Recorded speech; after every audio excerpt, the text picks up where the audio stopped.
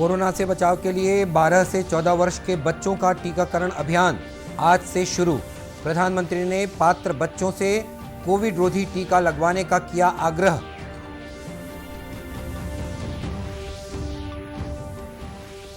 राज्यपाल ने अतुल्य शक्ति सम्मान समारोह में कहा कि महिलाएं हर क्षेत्र में अग्रणी रही हैं।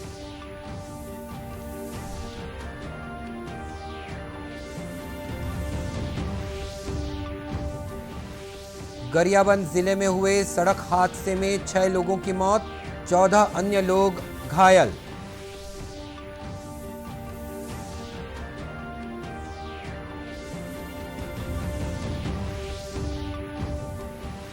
और होली त्योहार के लिए प्रदेश भर के स्व सहायता समूहों की महिलाएं तैयार कर रही हैं हर्बल गुलाल।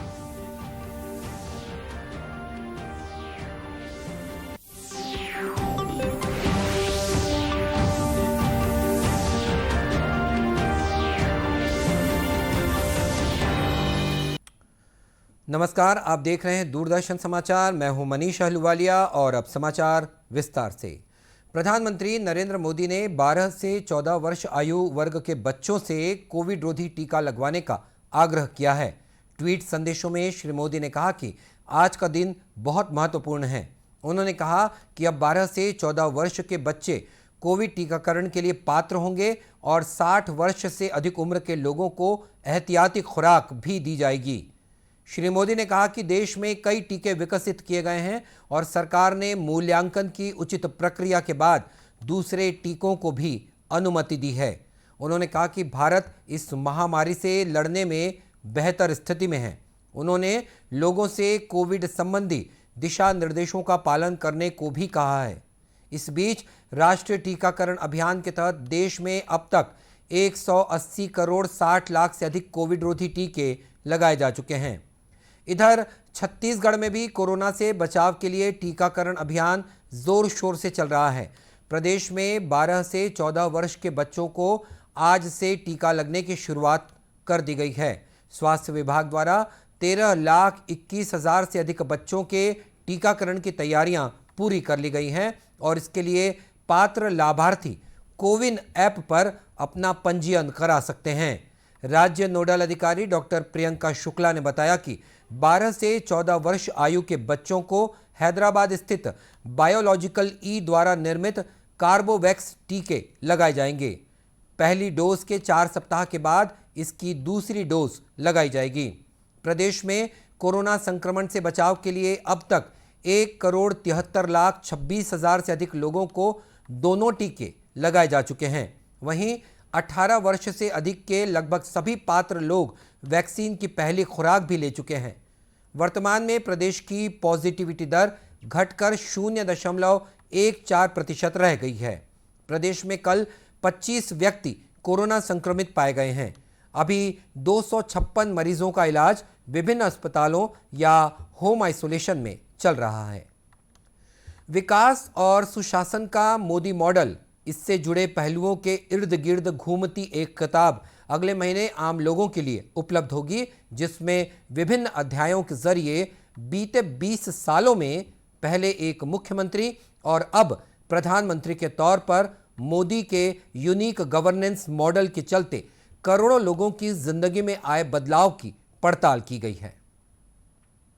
विधानसभा चुनावों में भाजपा को मिली विराट जीत के महानायक प्रधानमंत्री नरेंद्र मोदी रहे, ये शायद ही किसी को बताने की जरूरत हो। लेकिन पीएम मोदी का लगातार बीते 2 दशकों से आम लोगों से इतना गहरा कनेक्ट कैसे है और क्या है विकास और सुशासन का मोदी मॉडल, इससे जुड़े पहलुओं के इर्द गिर्द घूमती एक किताब अगले महीने आम लोगों के लिए उपलब्ध होगी। ब्लूक्राफ्ट डिजिटल फाउंडेशन द्वारा संपादित और संकलित Modi at 20 dreams meet delivery की सबसे खास बात यह है कि इसमें डोमेन विशेषज्ञों, पीएम के कैबिनेट सहयोगियों और विभिन्न क्षेत्रों की सबसे बड़ी समकालीन हस्तियों ने लेखों के जरिए योगदान दिया है। इसमें विभिन्न अध्यायों के जरिए बीते 20 सालों में पहले एक मुख्यमंत्री और अब एक प्रधानमंत्री के तौर पर पीएम मोदी के यूनिक गवर्नेंस मॉडल के चलते करोड़ों लोगों की जिंदगी में आए बदलाव की पड़ताल की गई है।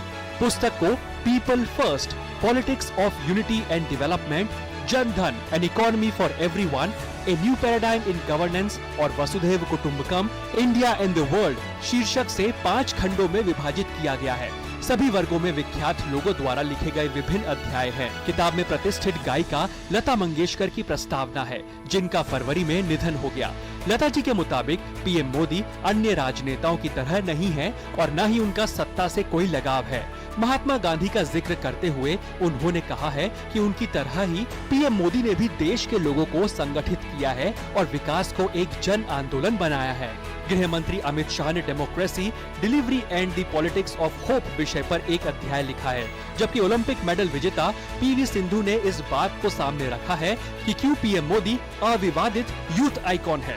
प्रमुख कार्डियोलॉजिस्ट देवी शेट्टी और इन्फोसिस के सह संस्थापक नंदन नीलेकर्णी ने managing the pandemic, leading from the front और imagining technology as a governance tool शीर्षक वाले अध्याय लिखे हैं।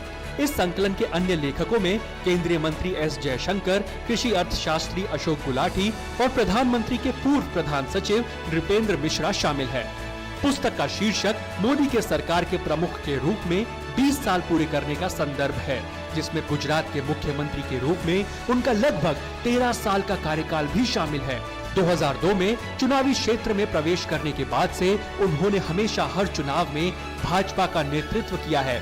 खुद तो अजय रहे ही, उन्होंने अपने गवर्नेंस मॉडल के चलते बीजेपी को भी हमेशा बड़ी सफलता दिलाई है। Bureau report, DD.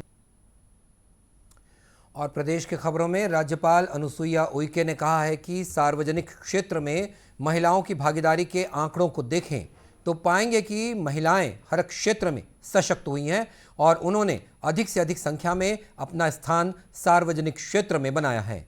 सुश्री उइके ने भिलाई के रुंगटा कॉलेज परिसर में आयोजित अतुल्य शक्ति सम्मान समारोह में ये बात कही। राज्यपाल ने कहा कि महिलाएं हर क्षेत्र में अग्रणी रही हैं। बस्तर की एक बेटी तो एवरेस्ट पर फतह करने में भी सफल हुई है। उसकी शिखर सफलता बताती है कि महिलाएं किसी मोर्चे में अब पीछे नहीं हैं। में भी आपको मालूम है कि महिलाओं से ज्यादा शक्ति रूपेण संस्था, अब हम हमेशा बोलते हैं कि महिलाओं को देवी का रूप, एक शक्ति का रूप है, और वास्तव में महिलाओं से ज्यादा शक्ति महिलाओं में होती है, लेकिन उसे पूरा जो सपोर्ट और सहयोग समाज से और उससे अगर उसको मिल जाए ना, तो वो कहां से कहां पहुंच जाए। आपने देखा होगा कि हर क्षेत्र में इस देश में और इस प्रदेश की बहनों को मैं देखती हूँ कि हर क्षेत्र में वो कामयाब हो रही है, चाहे वो आर्थिक क्षेत्र की बात कर लें या हेल्थ की बात कर लें या स्वास्थ्य की बात कर लें या रक्षा की बात कर लें या प्रशासनिक क्षेत्र में या व्यवसायिक क्षेत्र में, जगह हर महिला अपनी सफलता पूर्वक कार्य करते हुए कीर्तिमान गढ़ रही है। इस मौके पर राज्यपाल ने विभिन्न क्षेत्रों में उल्लेखनीय कार्य कर रही महिलाओं को सम्मानित किया। कार्यक्रम में राज्य महिला आयोग की अध्यक्ष डॉक्टर श्रीमती किरणमयी नायक और भिलाई महापौर नीरज पाल सहित अन्य गणमान्य नागरिक उपस्थित थे। वहीं राज्यपाल अनुसुईया उइके भिलाई में शाही दशहरा महिला उत्सव समिति द्वारा आयोजित नारी तू नारायणी नारी शक्ति सम्मान समारोह में भी शामिल हुई। इस अवसर पर अपने संबोधन में सुश्री उइके ने कहा कि जीवन में सबसे बड़ा सुकून सेवा में है। आप जब लोगों की सेवा करते हैं, स्वयं अपने भीतर आनंद का अनुभव करते हैं। ये एक तरह से स्वयं को भी बेहतर रखने का माध्यम है। इस मौके पर राज्यपाल ने विभिन्न क्षेत्रों में अच्छा कार्य कर रही महिलाओं को सम्मानित किया। गरियाबंद जिले में जोबा मोड़ के पास हुए सड़क हादसे में 6 लोगों की मृत्यु हो गई है। वहीं 14 अन्य लोग गंभीर रूप से घायल हो गए हैं, जिन्हें इलाज के लिए अस्पताल में भर्ती कराया गया है। मिली जानकारी के मुताबिक ये सभी लोग ट्रैक्टर की ट्रॉली में बैठकर पारिवारिक कार्यक्रम में शामिल होने के लिए मोहलाई गांव जा रहे थे, जहां से लौटते समय जोबा मोड़ के पास ट्रैक्टर और ट्रक के बीच भिड़ंत हो गई। टक्कर इतनी जबरदस्त थी कि ट्रॉली के परखच्चे उड़ गए और इस घटना में 5 लोगों की मौके पर ही मौत हो गई। सभी मृतक मजाकट्टा और हरदी गांव के रहने वाले हैं। घटना की जानकारी देते हुए एसडीएम विश्वदीप यादव ने बताया कि घटना में सभी घायलों को इलाज के लिए अस्पताल में दाखिल कराया गया है। गरियाबंद जिला मुख्यालय से लगभग 8 किलोमीटर दूरी पर मैनपुर की ओर जाने वाले अपने नेशनल हाईवे पर हुई है। ये घटना ट्रक और ट्रैक्टर के बीच में सीधी भिड़ंत हुई है, जिसमें जो लोग ट्रॉली में बैठे हुए थे उनमें काफ़ी चोटें आई हैं और लगभग 5 लोगों की अभी तक मृत्यु की पुष्टि हो चुकी है। 14 लोगों को मेकाहारा रेफ़र किया गया है और बाकी अभी 3 लोगों का इलाज यहाँ पर चल रहा है। और इस बीच मुख्यमंत्री भूपेश बघेल ने जोबा मोड़ के पास सड़क हादसे में 6 लोगों की मृत्यु पर गहरा दुख व्यक्त करते हुए शोक संतप्त परिवारों के प्रति गहरी संवेदना व्यक्त की है। मुख्यमंत्री ने इस घटना में घायलों के बेहतर से बेहतर उपचार कराने के निर्देश जिला प्रशासन को दिए हैं। मुख्यमंत्री ने घोषणा की है कि मृतकों के परिवारों को 2-2 लाख रुपए की राशि प्रदान की जाएगी। वहीं घायलों के उपचार के लिए 50,000 रुपए दिए जाएंगे। रंगों का त्योहार होली मनाने के लिए प्रदेश भर के स्व सहायता समूहों की महिलाएं हर्बल गुलाल का निर्माण कर रही हैं। दुर्ग जिले के ग्राम सांकरा में भी स्व सहायता समूह की 60 से अधिक महिलाएं हर्बल गुलाल के साथ ही अष्टगंध और चंदन आदि के निर्माण में जुटी हुई हैं। ये महिलाएं आधुनिक मशीनों के माध्यम से गुलाल, अष्टगंध, चंदन आदि का निर्माण कर आर्थिक रूप से सशक्त हो रही हैं। समूह की महिलाओं ने बताया कि गांव में ही रोजगार मिल जाने से उनकी आर्थिक स्थिति भी मजबूत हो रही है। हम सभी दीदी का 2 रोज का प्रशिक्षण हुआ है। इस कार्य करने के लिए, गुलाल बनाने के लिए, चंदन बनाने के लिए, अगरबत्ती है, धूप अगरबत्ती ये सब बनाने के लिए 60 महिलाएं काम में लगी हैं। उनको पर डे का 200 रुपये दे रहे हैं। इसके लिए हम सीएम सर का अभिनंदन करते हैं जो हम दीदी को आर्थिक सुधार लाया। पहली की स्थिति खराब रही से अब अच्छा है। हमारे मन की स्थिति यहाँ पर 200 मिलते और हमन बैंक से जो लोन लेथन ओमा महीना में पटाथन और पैसा ला ओमे पटाए के भी मौका मिलते हमारा पैसा से। और हमारे बच्चा मन ला अच्छा से परवरिश होत है, खाना पीना खाते अच्छा से। और इस बारे में जिला पंचायत दुर्ग के मुख्य कार्यपालन अधिकारी अश्विनी देवांगन ने बताया कि मंदिरों से बड़ी मात्रा में निकलने वाले फूलों से गुलाल का निर्माण किया जाता है और इस गुलाल की मांग नेपाल और इंडोनेशिया जैसे देशों में भी है। इसके अलावा 4 अन्य जगह है जहां पे 6-6 महिलाएं हैं। इस तरह से कुल वर्तमान में हमारे पास 84 महिलाएं इस योजना के माध्यम से जुड़ी हुई हैं, जिनको दोनों के बीच में हुए अनुबंध के माध्यम से न्यूनतम 200 रुपया प्रति दिवस का फ़ायदा होगा। साथ ही प्रॉफिट शेयरिंग भी है और ग्राम संगठन के भी खाते में कुछ राशि जाएगा। इस तरह से उनको जीवन जीने के लिए एक भरपूर मौका मिल रहा है और मुझे उम्मीद है कि ये भविष्य में अपना काम लगातार जारी रखें। इस बीच राज्यपाल अनुसुईया उइके ने कहा है कि महिला समूहों द्वारा फूलों से रंग गुलाल बनाया जा रहा है, जो एक प्रशंसनीय कार्य है। उन्होंने लोगों से हर्बल गुलाल का इस्तेमाल करने का आग्रह भी किया है कि बहनों के द्वारा जो प्राकृतिक रूप से फूलों से और उससे वो जो रंग और गुलाल बना रही है, अपने आप में ये बहुत प्रशंसनीय उनका कार्य है।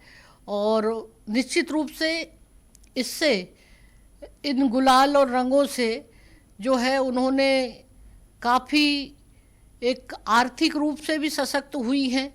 और मैं चाहूँगी प्रदेशवासियों को कि ज़्यादा से ज़्यादा इन्हीं रंग और गुलाल का उपयोग करें। उल्लेखनीय है कि पिछले कई दिनों से समूह की महिलाएं फूल आदि इकट्ठा कर हर्बल गुलाल तैयार करने के कार्य में लगी हुई हैं। अब ये गुलाल विक्रय के लिए बाजार में उपलब्ध हैं। दूरदर्शन केंद्र रायपुर से प्रसारित होने वाले प्रादेशिक समाचार को आप YouTube पर भी देख सकते हैं। हमारे YouTube channel Chhattisgarh DD news पर प्रादेशिक समाचार उपलब्ध रहेंगे। YouTube चैनल का लिंक और QR कोड आप स्क्रीन पर देख सकते हैं। अपने एंड्रॉयड फ़ोन से QR कोड स्कैन कर आप छत्तीसगढ़ DD न्यूज़ लिंक पर जा सकते हैं। इसके अलावा छत्तीसगढ़ DD न्यूज़ फेसबुक और ट्विटर पर भी उपलब्ध है। और बुलेटिन के अंत में मुख्य समाचार एक बार फिर। कोरोना से बचाव के लिए 12 से 14 वर्ष के बच्चों का टीकाकरण अभियान आज से शुरू। प्रधानमंत्री ने पात्र बच्चों से कोविड रोधी टीका लगवाने का किया आग्रह। राज्यपाल ने अतुल्य शक्ति सम्मान समारोह में कहा कि महिलाएं हर क्षेत्र में अग्रणी रही हैं।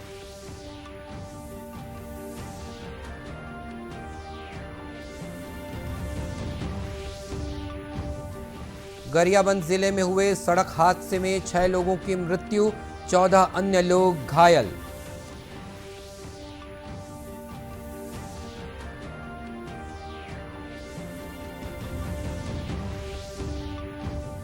और होली त्योहार के लिए प्रदेश भर के स्व सहायता समूहों की महिलाएं तैयार कर रही हैं हर्बल गुलाल। और इसी के साथ ये समाचार बुलेटिन समाप्त हुआ। नमस्कार।